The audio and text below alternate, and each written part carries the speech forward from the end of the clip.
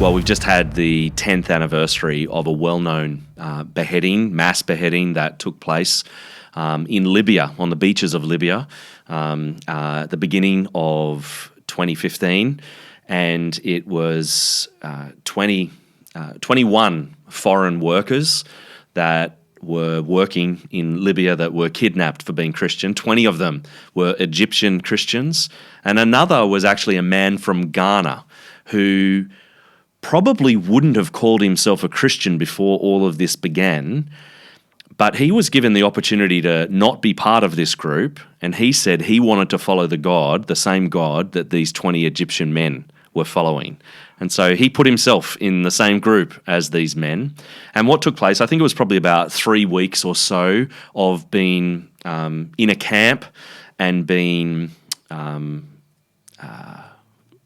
urged to deny their faith in Jesus, and yet none of them would deny their faith in Jesus. And so eventually, after the final opportunity, they were walked, you may remember it, they walked onto the beach in Libya in the orange overalls, and ISIS filmed and broadcast the beheading of those 21 men for the world to see. I can still remember hearing that news when it broke 10 years ago and being struck by the brutality of it, but interestingly also being struck by the reflexive grace, love and forgiveness of the pastor of one of the churches where the majority of those Egyptian men had come from.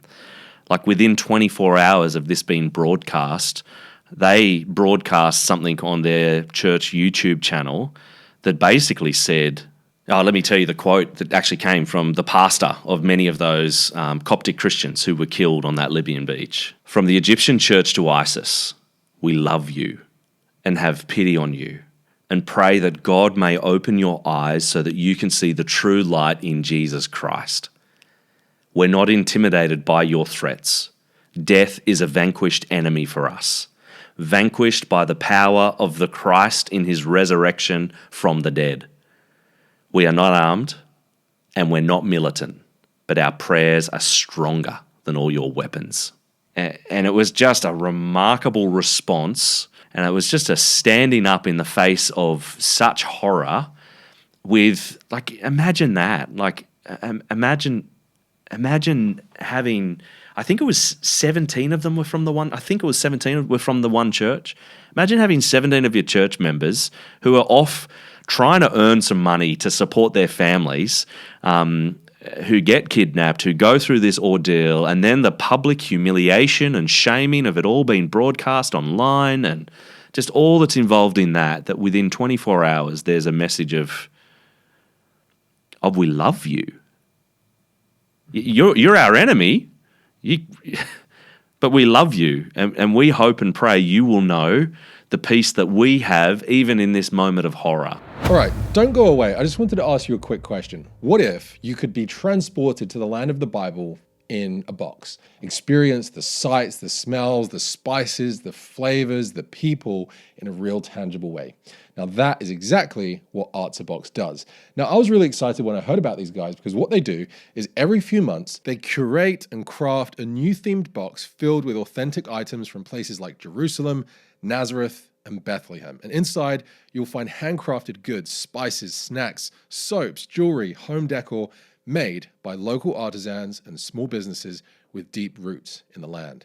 Each box will include a beautiful booklet or an explainer that guides you through the stories, the history, and the biblical sites connected to the theme. And what I also love about Arts a Box is that they're actually really affordable. They're perfect for families, gift givers, or anyone wanting to bring a piece of the Holy Land to their front door. So all you got to do is click the link in the description. Even for curiosity reasons, just check out the kind of cool stuff they're actually sending out to people. And don't forget to use the promo code ALI15 and they'll give you a 15% discount, which is super cool.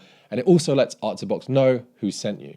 Now, by doing so, you're also supporting this channel to help me bring you more epic interviews just like this.